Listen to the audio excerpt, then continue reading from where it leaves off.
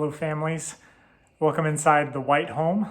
I thought it'd be appropriate for today to do one of these family discipleship videos. This is our second one, but to do it specifically from our home, because that's the context where family discipleship happens. So I just put our girls to bed. Things are winding down for the day. And it's one of those days you realize, I'm not sure we did anything spiritually significant today. We didn't necessarily have a family devotions time. I don't remember hearing any nuggets of spiritual depth and truth coming out of my kids. I don't remember even necessarily being intentional to ask questions about those kind of things today. But there's grace and there's encouragement for us. On this table, I just kept seeing the book here today.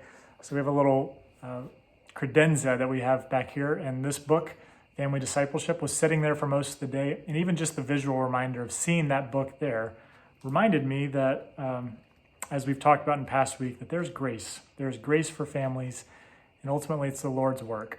And so as we build our plan and intentionality for family discipleship, let's have grace for ourselves and for one another as we disciple our families. So this is our second video of our series, of our weekly series, going through Matt Chandler and Adam Griffin's book, Family Discipleship.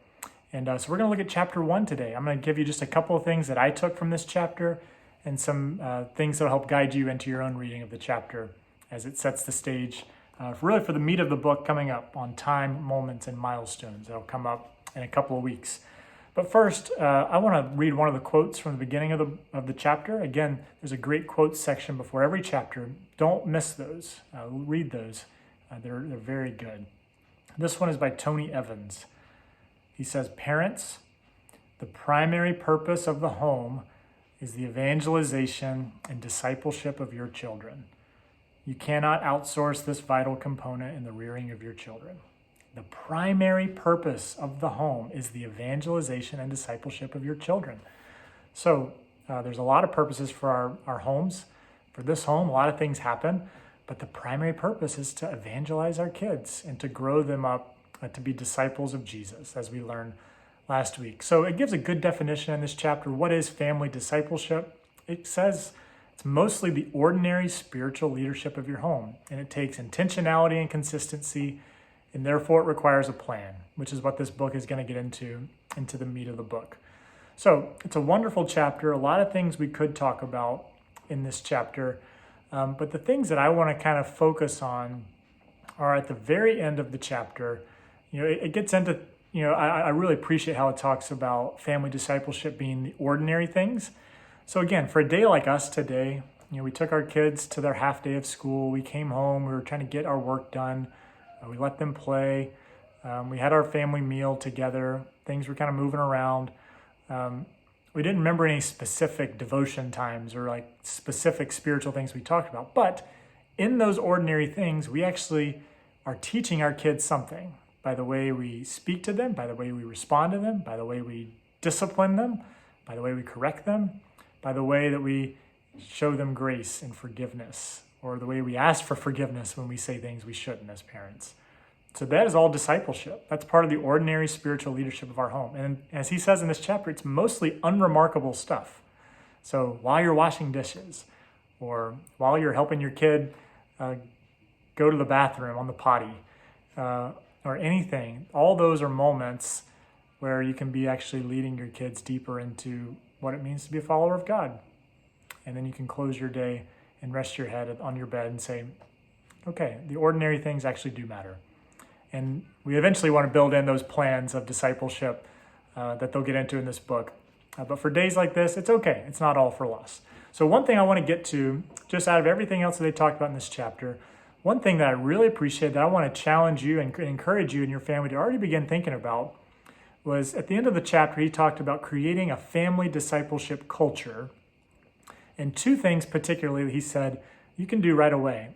In the chapter, the author talks about how his family crafted a family mission statement, which is basically just something that says we exist as a family too. And then they thoughtfully thought through, why do they feel like they exist as a family? What is their mission statement as a family? And this family actually printed a poster board and put it up on their wall so they could see it every single day. We exist as a family to what? And then the second thing that he mentioned was they came up with stated family values. So this is something my wife and I even started doing this week. Sarah and I had a conversation, and we just said, what are words that come to mind when we think about our family? What are the things that we just talk about all the time that are our values, the things that we just emphasize that are maybe unique to us, but also they could be in many families as well. But what are some things that are our values? And we just had a nice brainstorming session trying to come up with 5 or 6 words that define the White family. And in the book, the author also had a place on their wall where they put those words out. I think his were fun and grace and love, things like that. One of the ones that Sarah and I talked about was hospitality. I grew up in a hospitality family. We talk about it. We love hosting people when we can. We want to do it more. We want to get better at it. And it's something we want to instill in our family and in our children. We want to be known for that. So that's just an example for us. So maybe those are 2 practical things already to take home with you, to talk about with your spouse, or even if your kids are old enough, to bring them into that conversation as well. What's our family mission statement? What are some family values that our family is known for and wants to grow in and wants to commit to as we pursue Jesus together and show each other grace and love during these days? So that's chapter 1, the family that disciples. That's the primary task of your family. Have a wonderful day. We'll see you next week with chapter 2 in our next video.